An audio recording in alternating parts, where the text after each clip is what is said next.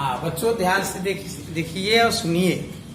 आज वास्तविक संख्या में हम लोग अपरिमेय संख्या के बारे में पढ़ेंगे। ठीक, इसके पहले हम लोग वास्तविक संख्या और परिमेय संख्या ये सब पढ़ चुके हैं। आज हम जो है अपरिमेय संख्या के बारे में पढ़ेंगे।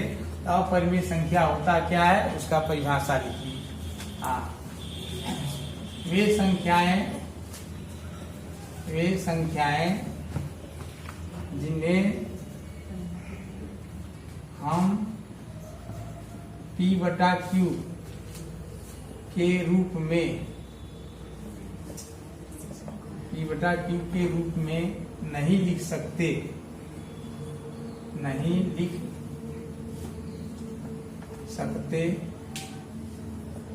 उसे अपरिमेय संख्या कहते हैं। कोष्टक में मैं लिख दे रहा हूं Q जो है नॉट इक्वल टू 0। ठीक, Q जो है 0 ना हो। ठीक है, तो P/Q के रूप में जिसको हम लोग नहीं लिख पाते हैं उसे हम लोग क्या कहते हैं, अपरिमेय। जैसे √2 को ऐसे बटा करके एक मत लिख देना सर, √2/1 ये तो P/Q के रूप में हो गया। ठीक है, √2 का मतलब है कि जैसे इसका हम वर्गमूल निकालेंगे तो दशमलव तक जाता रहेगा, कभी वो समाप्त होने वाली प्रक्रिया नहीं है। तो हम जो है इसको जो है, और उसका जो दशमलव के बाद जो सिस्टम होगा वो अलग अलग तरीके से आएगा। जैसे देखो, जैसे 1 में 3 का मैं भाग दे दिया, 0.0, 3 त्रिका 9, फिर दशमलव लगाया, फिर 3 त्रिका 9,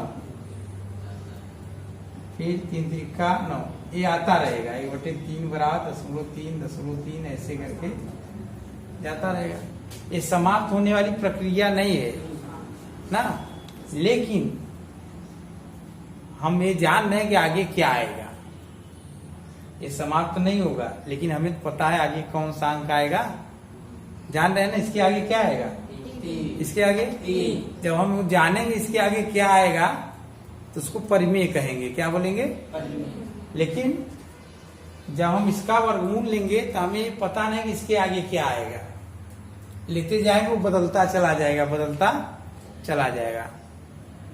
बात समझ में आ रहा है नहीं? जैसे हम 1/3 क्या है, ये कभी नहीं कटेगा। हम बोल रहे हैं इसका भी वर्गमूल लेंगे तो ये भी आगे तक चला जाता रहेगा। तो इसमें क्या अंतर है, यह भी आगे तक चला जाएगा, यह भी आगे तक चला जाएगा। तो दोनों में अंतर क्या है, इसमें हम जानते हैं कि आगे क्या आएगा, लेकिन इसमें हमें पता नहीं होता कि आगे क्या आएगा। इसलिए यह अपरिमेय हो गया, या क्या हो गया, परिमेय।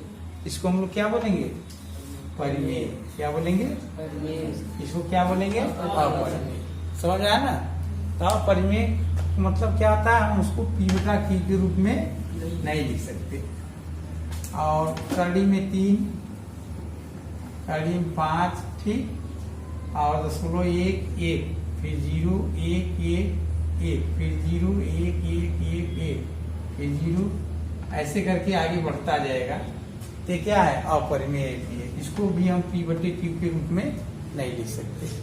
तो मतलब जो करड़ी वाला हो और जो इस तरीके का हो उसको हम लोग जो है अपरिमेय कहते हैं। ठीक, और अपरिमेय का देखो एग्जाम्पल, 2,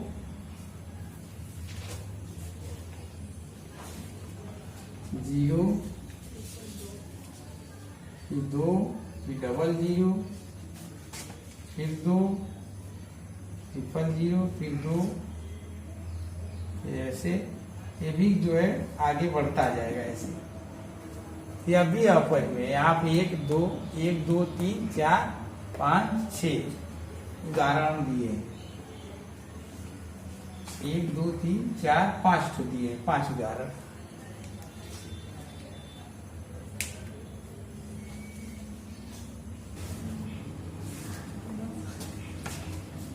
अपरिमेय संख्याओं के गुण। पहला, अपरिमेय संख्या, ठीक, प्लस अपरिमेय संख्या।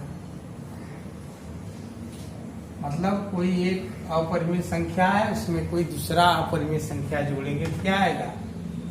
अपरिमेय संख्या, ठीक। दूसरा बात, और कोई एक परिमेय संख्या है, उसमें कोई दूसरा परिमेय संख्या घटाएंगे तब भी क्या आएगा? अपरिमेय संख्या।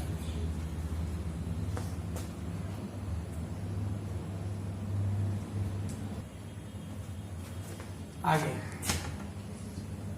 अपरिमेय संख्या प्लस परिमेय संख्या,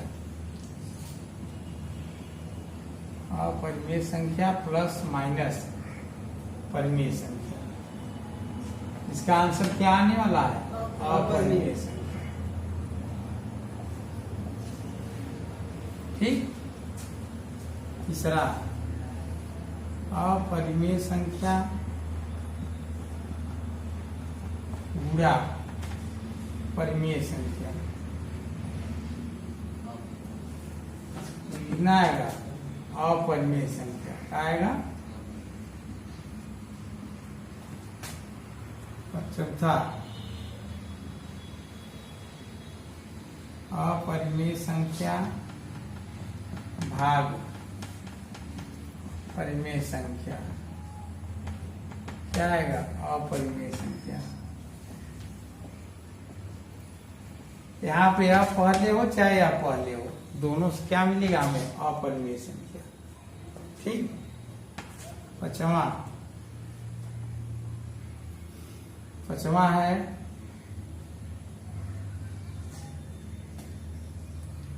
ऐसे लिखो, दो भिन्न भिन्न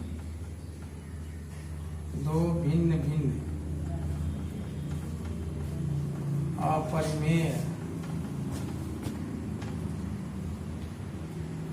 संख्याओं का गुणनफल व भागफल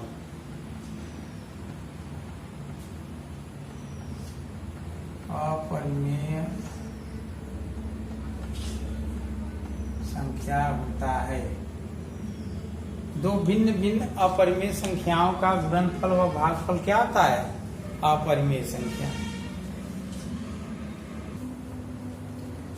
सहअभाज्य संख्याएं, सहअभाज्य संख्याएं बोले, लिखो। यदि दो संख्याओं का मौस, यदि दो संख्याओं का मौस, यदि दो संख्याओं का मौस एक हो तब वे सहअभाज्य संख्याएं कहलाते हैं। सहअभाज्य संख्याएं कहलाते हैं। जैसे 2,5, 2 और 5 का मौसा कितना होगा? एक। कितना होगा? 2 और 5 का मौसा निकालिए, सभी लोग निकाल के चेक करिए। हम चेक भी कर दे रहे, देखो मैं यही कर दे रहा हूँ। 2 दूना 4, 1, 1 दूना 2, मौसा कितना है? 1। 2,5 का मौसा, ठीक है। तो पहला उदाहरण है। दूसरा चले, 4,7 का मौसा कितना होता है? 1।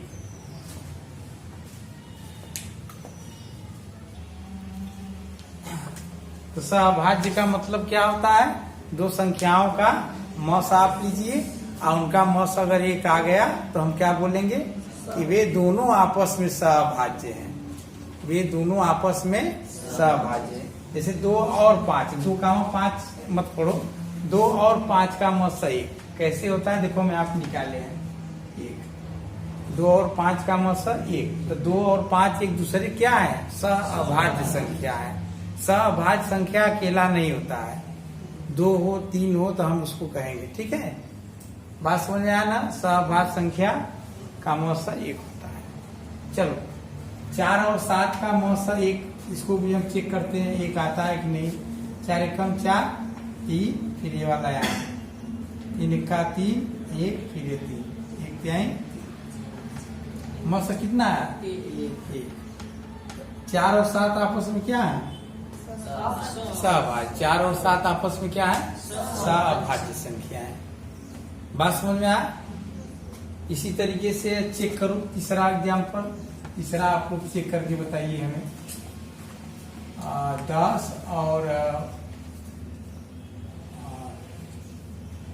27 सहभाज्य संख्या है कि नहीं? 10 और 27 सहभाज्य संख्या है कि नहीं? जांच कीजिए।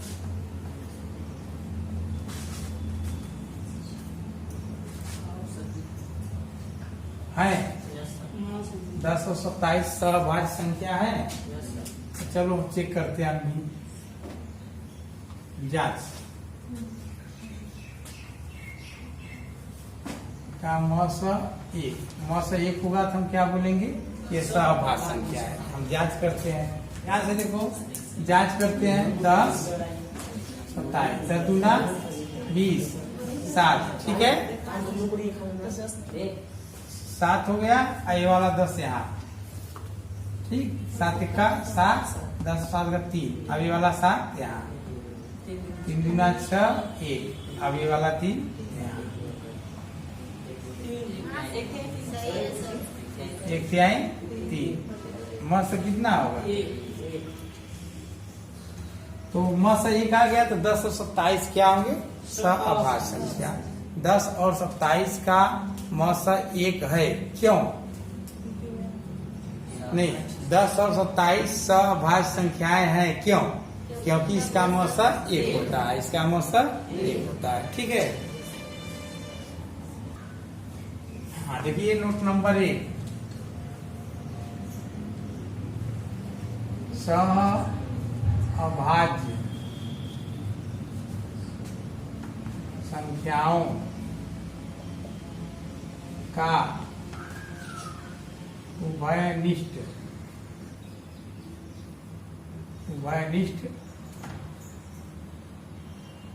गुणनखंड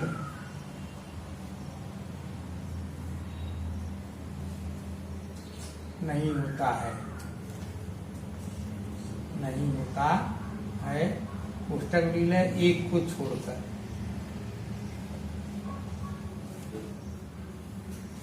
तो सहभाज्य संख्याओं का उभयनिष्ठ गुणनखंड नहीं होता है। उभयनिष्ठ का मतलब समझ रहे हो ना? जैसे मैं 4 ले लिया 7, 4 और 7 का मौसा क्या होगा? 1। 4 और 7 का मौसा क्या होगा? 1। 4 और 7 इसको पढ़ना ना, का मौसा 1। तो 4 और 7 कैसी संख्याएं हैं? सहभाज्य संख्या, ठीक है। अब इनका कोई उभयनिष्ठ गुणनखंड नहीं है। कैसे उभयनिष्ठ में? दोनों में ऐसा कोई गुणनखंड नहीं है जो दोनों में कॉमन हो, 1 को छोड़कर। समझ आया ना? जैसे 4 का क्या होगा? 1 2 4। 4 का गुणनखंड क्या होगा? 1 2 4। 4 का गुणनखंड 1 2 4। समझ आया?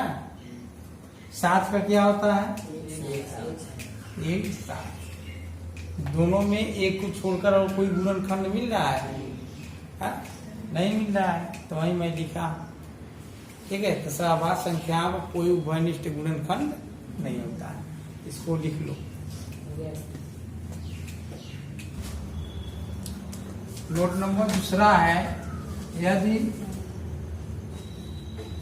यदि PA² को विभाजित करता है। कौन किसको विभाजित कर रहा है? A² को P विभाजित कर रहा है, तब PA को भी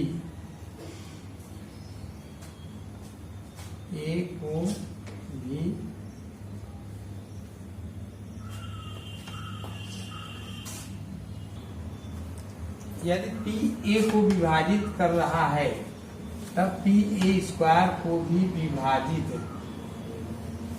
करेगा। ये नोट लिख लेना। जैसे ध्यान देना, 8/4 बराबर कितना है 2 ना, माने 4 8 को विभाजित कर दे रहा है। यहाँ पे क्या करना है, 4 8 स्क्वायर को भी करेगा, इसलिए 8 स्क्वायर बटे 4 64/4 बराबर कितना है 100। कहने का मतलब यह है, अगर 8 को 4 काट दे रहा है 2 बार में, तो 8 स्क्वायर को भी 4 काट देगा। 8 4 से कट जा रहा है, पूरी तरह विभाजित हो जा रहा है, तो 8 स्क्वायर भी 4 से पूरी तरह विभाजित होगा। ये नोट नंबर 2 है। तो हाँ देखिए, क्वेश्चन है, ध्यान से देखिए। सिद्ध कीजिए कि √2 एक अपरिमेय संख्या है। ठीक है, ऐसे प्रश्नों को हम विरोधाभास से सिद्ध करते हैं। विरोधाभास का मतलब यह होता है, जो सिद्ध करना होता है उसका उल्टा मानते हैं हम लोग। जैसे मैं बोलूं सिद्ध करो कि राम चोर है, तो उसको कैसे सिद्ध करना है कि मान लीजिए राम ईमानदार है, राम ईमानदार पे लेकर काम करेंगे। यदि हमारा वो काम आगे तक बढ़ाएंगे अगर मिस्टेक आ गया तो हम बोलेंगे वो ईमानदार नहीं है, क्या है, चोर है। फिर से समझ लो, जैसे मुझे सिद्ध करना है राम ईमानदार है, ईमानदार है, ईमानदारी को लेके सारा क्रिया करेंगे हम। अगर इसमें से एक भी क्रिया ईमानदारी का मतलब ईमानदारी से संबंधित एक भी क्रिया इसमें गलत हो गई, तो हम क्या बोलेंगे, राम ईमानदार नहीं चोर है। इसी तरीके से हमें सिद्ध करना है कि कर्णिक 2 क्या है, अपरिमेय संख्या है। तो हम इसको परिमेय मानकर अपना क्रिया करेंगे, कुछ उसमें एक्शन करेंगे, परिमेय वाला गुण उसमें सेट करेंगे सारा। अगर गुण सेट करते करते उसमें से एक ऐसा गुण आ गया जो परिमेय को व्यक्त नहीं करता है, तो हम क्या बोलेंगे, तब वह परिमेय नहीं हो, क्या है, अपरिमेय। ठीक है, तो चलो हम देखिए हम कैसे करते हैं। माना √2 एक परिमेय संख्या है, तो परिमेय है तो इसको P/Q के रूप में लिख सकता हूं मैं। अरे यार, ये परिमेय है ना, तो परिमेय को मैं P/Q के रूप में नहीं लिख सकता। परिमेय संख्याओं को P/Q के रूप में लिखते हैं। लिखने के बाद 2 बात यहाँ ध्यान देते हैं, Q ≠ 0, और दूसरा बात ये लिखना है P और Q सअभाज्य है। सअभाज्य का मतलब क्या होता है, हाँ, इसका मौसा 1 होगा, इसका उभयनिष्ठ गुणनखंड भी नहीं होगा। उभयनिष्ठ गुणनखंड 1 के छोड़कर कुछ नहीं होगा। नोट्स में भी लिखवाया है ना कि सअभाज्य संख्या है, तो इनका आपस में कोई गुणनखंड मैच नहीं करेगा, किसको छोड़कर, 1 को छोड़कर। ठीक, तो बोले हैं ना, ये बात ध्यान देना। चलो अब तिरछा गुणा करो, कितना आएगा, P बराबर √2Q, सही है। वर्ग कर दो, वर्ग करने पर तो P स्क्वायर बराबर कितना है, 2Q², कितना होगा, वर्ग करने P स्क्वायर बराबर 2Q², P स्क्वायर बराबर क्या हो गया, 2Q²। अब ध्यान से देखिए, थोड़ा साइड में लिखता हूं उदाहरण। 8 बराबर या 15 बराबर, 15 बराबर 3 गुणे 5, 15 बराबर 3 गुणे, तो क्या 3 से 15 विभाजित हो जाएगा, 5 से 15 विभाजित हो जाएगा, इतना जान रहे हो ना। P स्क्वायर बराबर हमारा क्या है, 2 गुणा Q², तो क्या P स्क्वायर 2 से विभाज्य होगा। फिर से समझो, 15 बराबर 3 गुणे 5, तो 15 3 से कट जाएगा, सही बात है ना। P स्क्वायर बराबर 2 गुणे Q², तो P स्क्वायर 2 से कट जाएगा, हाँ, नहीं कटेगा। अरे इसके गुणनखंड में 3 और 5 है, तो 15 3 से भी कटेगा, 15 5 से भी कटेगा। तो पी स्क्वायर गुणनखंड में 2 गुणे क्यू स्क्वायर है, तो पी स्क्वायर 2 से भी कटेगा, पी स्क्वायर क्यू स्क्वायर से भी कटेगा। कटेगा कि नहीं? हाँ, नहीं समझे? आते हैं, लिखो। चूंकि पी स्क्वायर 2 से विभाज्य है ना, इसलिए P भी 2 से विभाज्य होगा। ये नई बात तो नहीं है। ये कहाँ से हम लिख दिए? कोई नोट लिखवाए थे ऊपर? Yes sir. ये नोट क्या लिखवाए थे? यदि P A को विभाजित हाँ, यदि स्क्वायर को विभाजित करेगा, P A को विभाजित करता है तो ना? P A स्क्वायर को विभाजित P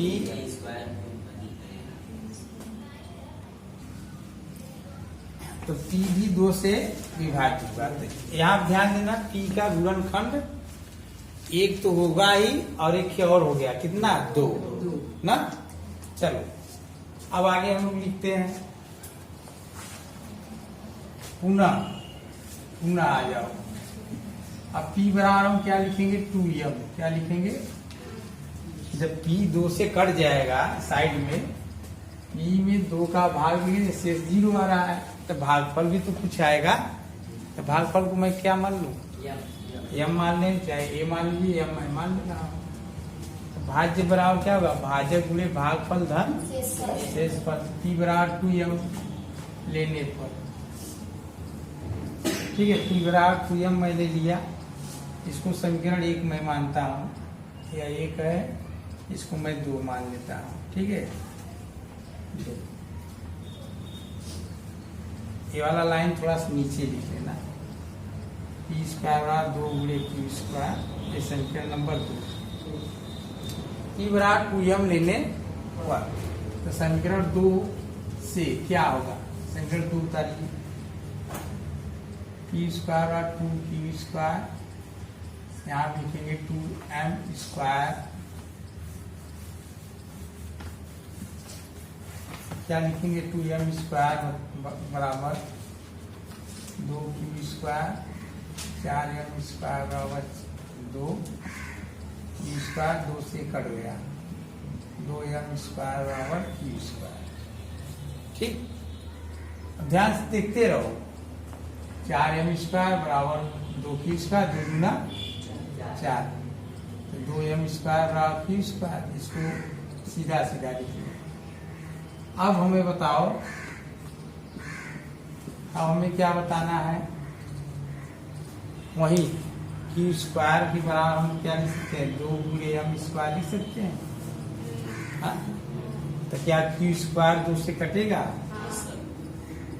क्योंकि क्यू स्क्वायर 2 से भाज्य है, इसलिए क्यू भी 2 से भाज्य होगा।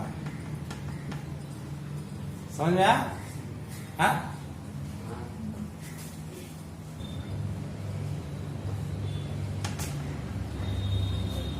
इस प्रकार हम देखते हैं कि, देखो ध्यान से, P भी 2 से कट जा रहा था, इसके ऊपर हम सिद्ध किए थे। Q भी 2 से कट जा रहा है, P भी 2 से विभाज्य है, और Q भी 2 से विभाज्य है। तो लिखेंगे इस प्रकार हम देखते हैं कि P और Q दोनों का उभयनिष्ठ गुणनखंड 2 ही है, दोनों 2 से विभाज्य हैं, विभाज्य हैं। इस प्रकार हम देखते हैं P और Q दोनों 2 से विभाज्य हैं। तो हम ऊपर क्या माने थे? अंडर रूट 2 बराबर P बटा Q, और दोनों क्या है? सहभाज्य है। क्या है? सहभाज्य। सहभाज्य मतलब P और Q का मत 1। दूसरा पॉइंट, P और Q में एक को गुणनखंड कॉमन नहीं है नेक के छोड़ के, लेकिन यहाँ का ही है पी और क्यू दोनों दो से विभाज्य है। फिर से समझो, हम क्या माने थे, परिमेय। परिमेय माने थे तो हम यहाँ लिखे थे पी बटा क्यू में कोई भी गुणनखंड कॉमन नहीं है एक को छोड़कर, लेकिन यहाँ पे आ गया पी और क्यू में दो, एक गुणनखंड दो आ गया, तो जो हम माने थे उसका उल्टा यहाँ पाया कि नहीं। हाँ, तो भाई मैं परिमेय लेकर काम कर रहा था, यहाँ पे देखो उल्टा आ गया, तो हम अपना उत्तर क्या लिखेंगे, इस प्रकार